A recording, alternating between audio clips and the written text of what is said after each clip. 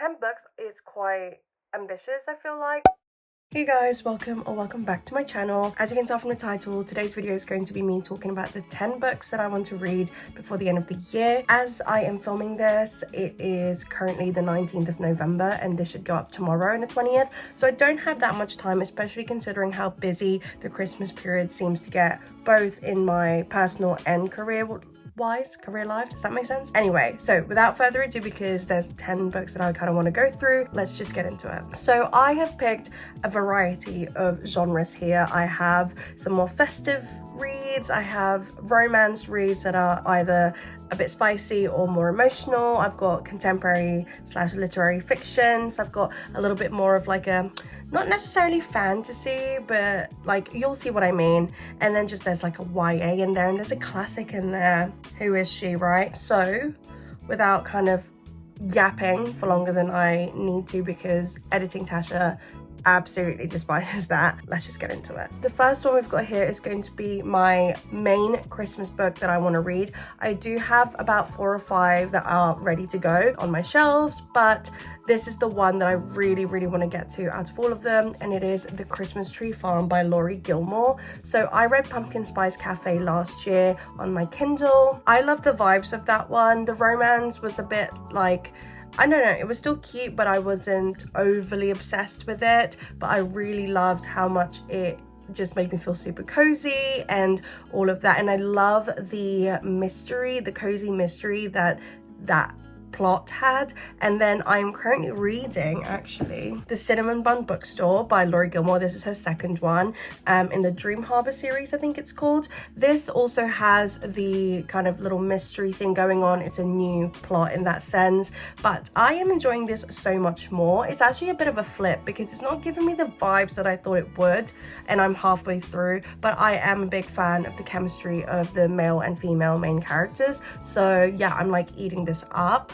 So I only have high hopes for The Christmas Tree Farm, and I love reading just cozy Christmas mysteries and / or romances during the Christmas period, because I don't know, it just really sets the scene for me. So I am so excited to get to this one. Next up we have here by Emma Cline, Daddy. I love these kind of covers. I love a literary fiction cover because it's just so cool and so chic. I don't really know much about it, and let me read you the blurb because it also doesn't really tell you much. A man travels to his son's school to deal with the fallout of a violent attack and to make sure his son will not lose his college place. A young woman trying to make it in LA, working in a clothes shop while taking acting classes, turns to a riskier way of making money. These razor-sharp stories upend the simplest of relationships, crackling with a seductive darkness also present in Cline's phenomenal bestseller, The Girls. So I read The Girls 2 years ago, and that was really interesting to me because it was based on like the Manson family and the Manson cult. I was very underwhelmed by that, just because I think I had it in my head that it was going to be more about the cult, less about like character development in that sense, and that was more character development based than plot based. So that was maybe my bad, but I will reread it I think at some point just to see if it changes how I think about it. But this one, I assume they will kind of intertwine as the book goes on, but it leaves a lot to the imagination. Who knows what it's actually referring to, but sometimes I like things better that way because it kind of keeps you on your toes, right? If anything, it's just going to be a nice, hopefully quick read. It's like 264 pages, so yeah, hopefully we get to this one as well. 10 books is quite ambitious, I feel like, but at the same time I have nearly read 2 books in a space of 3 days, which is definitely very rare for me. But you know, here we are. I'm trying to get through my physical TBR because there's like 200 plus unread books on there, and that is just ridiculous in my opinion. So anyway, next up we have The Book Eaters by Sunyi Dean. This is the one I was talking to you about that wasn't like necessarily fantasy. It's like, what do you call like books like these? It's like fantasy, mystery, whatever. It's not, I don't know, you guys tell me. So the world that we're living in this book is that we all are eating books, and that is what our diet consists of supposedly. However, once in a while there is an individual brought into the world who, instead of eating books, eat people's minds instead. So I think there's some sort of like social commentary there somewhere, but of course we follow our main protagonist, who happens to be they're not a book eater, they're a different one, which is like a mind eater. So book eaters is what you're supposed to be. This person is a mind eater, and how they kind of have to hide and live their life as if they aren't one of these mind eaters. And I've heard nothing but really good things about this one, and I think that the cozy November, I don't know, atmosphere is like perfect for books like these. So I have been wanting to read this for a long time, so hopefully I do get a chance to get to this one as well. Also, it's only, oh my god, the font is tiny. I was like, oh, it's only like 200 and something pages, but the font is tiny. Anyway, wish me luck. Next up, we have Hannah Bonham Young's Out on a Limb. I have heard so many people go on about how wonderful this book is for an emotional romance. Apparently, don't let the cutesy little cartoon cover trick you. Apparently, it's quite like a thought-provoking and emotionally captivating read in that sense. I'm pretty sure this is I don't think this is oh no, it's not a spoiler unless you don't read the blurbs, but this is a surprise pregnancy, and it's basically how they had a one-night stand, I believe, and then she falls pregnant, and then it's just like their journey as to how they navigate through that new experience and new journey. So I'm really, really excited to get into this one, because like I said, everybody and their mamas have been loving that one. Okay, because it's not going to be a Tasha video without a cowboy romance. We have Swift and Saddled by Lila Sage. I will always sing praises to these covers because Lila Sage really did that, or whoever the graphic artist is for her covers really ate, because I love the way that her books look. Like, I love them. Anyway, I love Done and Dusted. I thought that was really cute, so I thought it's time to pick up Swift and Saddled, and this will be a nice palette cleanser because I think a lot of the books that I do have are quite deep, or quite, you know, when like a book requires a lot of concentration and thinking. That's what we're talking about. So this one follows, I think in the last book, one of the brothers, Clemmy's brother, Clemmy was that her name? Clementine? One of her brothers is doing up like the inn, something like that. You will find that I guess a lot of the plots just from like memory. Pretty sure he's trying to get an interior designer to come in to kind of like, hey, like, let's spruce this place up. Obviously she comes in and she's the interior designer, and I think they've got that, they're not enemies to lovers, but rather when they like just irk each other a little bit. Oh, so they quickly kiss the first time they meet, but then lo and behold, when it's time to start working, who is that? It's them. So yeah, I love stuff like that. And then when I was talking about like, oh, I've got some like really heavy reads that require concentration, this is what I'm talking about. The Catcher in a Rye by J.D. Salinger. I actually have already started it, but then I lost my bookmark, and I think I only got like, oh no I didn't, no yes I did, that's just Sainsbury's vouchers at the very front. I think I only got like 10-20 pages into it, so it really doesn't matter. But I really want to read this. I don't know why, I've just been itching to read like classics at the moment. I don't know what it is. I think it's like I just see the weather outside and I'm like, oh, dark academia vibes. It was either reread Donna Tartt's The Secret History or actually finish this one off, and I think we need to just finish this one off because I just feel like a lot of people do say that this is like a classic worth reading, because sometimes I feel like there are classics out there that I just aren't that bothered about. So yeah, Catcher in a Rye. Okay, three more books. Okay, so next up we have the second book in the series. Is it a series? This is really just the second book. At the moment, it's a duology.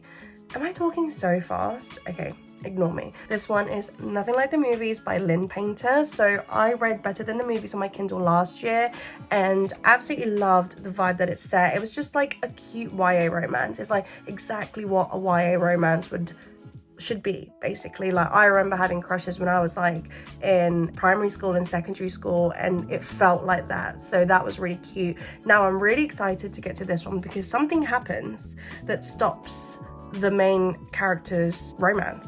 Like, something happens and they're off to college and they are slightly older, and obviously the trials and tribulations that they face are slightly different now that they're a little bit older. So yeah, that's all I really know about this book because I don't want to know any more about it. And I don't know, I just feel like it's gonna be so fun because Lynn Painter's writing is just so fun to me. Like, it's so easy for me to read, and yeah, we're gonna get to this one too. This is quite thick. It's like 400 and something pages, but the font's quite big. Okay, because I am super late to this party, we are going to be reading Cleopatra and Frankenstein by Coco Milor. I don't know why I haven't reached out for it. I think it's because I started reading Vladimir, which is by Julia May Jonas, I want to say. But I'm halfway through that, and then I softly DNF'd. I soft DNF'd it because I just wasn't feeling it, and I feel like the plot of that is very similar to this one but switched around. But I could be completely wrong because Vladimir is like 200 pages and Cleopatra and Frankenstein is like 350 something. First of all, beautiful cover, and I'm pretty sure I'm reading this more so because I really want to get to Blue Sisters so bad. But I am trying to do this thing where it's like, why are you buying that author's other books when you have one unread on your shelf? What if you don't like her? But I'm sure I will because everybody has, and I'm still gonna get Blue Sisters because I just love the plot of that. Anyway, we're not talking about Blue Sisters, we're talking about Cleopatra and Frankenstein. I believe this is based in New York. Okay, so she's like a young, she's young in heart. She's in New York, but oh my god, she's broke and she needs a visa. But in comes Frank, who is like an older gentleman, and he's like, I can help you with all of that. And then I'm pretty sure this is just a social commentary on like, the struggles of, you know, being a 20-something, trying to live your life and experiencing instability, because most people in the 20s, that's what it's about. And then also the power imbalance between not just male and females, not just those who are unstable in terms of like just career, finances, blah blah blah, versus someone who is in a stable place in their career and finances and just life in general, but also that age gap, that age gap of 20 years in between them. So I am very much looking forward to reading this one too, and everybody has gone on about how noteworthy it is. People are like annotating this left, right and center, so I'm very curious to see what all the hype is about. And then last but not least, we have Alone with You in the Ether by Olivia Blake. This has been sat on my shelf for an embarrassingly long time, and first of all, like, I got a really pretty copy, but I really just need to read it. I have not read any of Olivia Blake's books just yet, although I do have some sitting on my shelf, but I haven't read any of them yet. This one though seems to be everybody's favorite, and I think it's about time. It's like a romance, but it's also a bit of just like literary fiction, but then it's also a little bit dark academia, or just academia in general, I feel like, whereby you have these two characters, and I think it's an art institution. They meet in the art institute. He is a doctoral student and she is a bipolar counterfeit artist undergoing court orders. Like, okay, I think I got it wrong, but yeah, two people meet in art institute by chance. Prior to their encounter, he is a doctoral student who manages his destructive thoughts with compulsive calculations about time travel. She is a bipolar counterfeit artist undergoing court-ordered psychotherapy. By the end of the story, these things will still be true, but this is not a story about endings. I've heard people be like, oh my god, this is so sad. And I am a sucker for a sad book, and this just sounds up my alley, so maybe this one will be one that I pick up sooner rather than later as well. So apparently I also can't count because I only show you guys 9 books, so let's just, what is this? Let's just squeeze this in as if I was talking about 10 books the whole time, right? So book number 10, or whatever it would be, is Sally Rooney's Intermezzo. This has received very, very mixed reviews from people. I feel like people have either really, really loved it or have been like, ooh, DNF. So I suppose we'll find out. This follows brothers, I believe it is. So this follows 2 brothers who I believe were brought up in the same way, but now into like adulthood, shows how different their paths are. They are like polar opposites of each other, and it kind of just delves into each of their journeys and where they are in their lives. And I, if you know anything about me, love anything to do with siblings and the trials and tribulations, as well as like the good things that come with being a sibling or having siblings, etc. I think I'm going to really enjoy this based on that. And like I said, people tend to give Sally Rooney the highest praises, so again, very, very excited, very, very keen, and this will be a good way to have that like sibling storyline in my life before I get to Blue Sisters. Also, I'm really looking forward to the fact that it follows 2 brothers rather than sisters, if that makes sense, because I do have a brother, but I don't know what's going on in his mind or what that perspective may feel like. So I think there'll just be a very interesting read to see it from that lens, if that makes sense. So yes, this is book number 10. So guys, those are the 10 books that I hope to be reading by the end of the month. I am also trying to make space for the other books because I'm such a mood reader. Like sometimes I literally will finish a book and be like, don't want to read any of those, I want to read this particular one. So hopefully I do get through the 10, and I'm making it like my life goal until December to go through these 10 books. I'm trying to read 15 by the end of the year. Ooh, okay, I'm trying. I'm gonna try. Anyway, those are the 10 books that I will, because words mean everything and we're manifesting that kind of energy. Those are the 10 books that I will be reading by the end of 2024. If you catch me binging through on New Year's Eve, mind your business. But yeah, that is everything. So I hope you guys enjoyed today's video. If you did, please do give it a thumbs up. And if you haven't yet, please subscribe to my channel. And I will see you guys in my next video. Bye.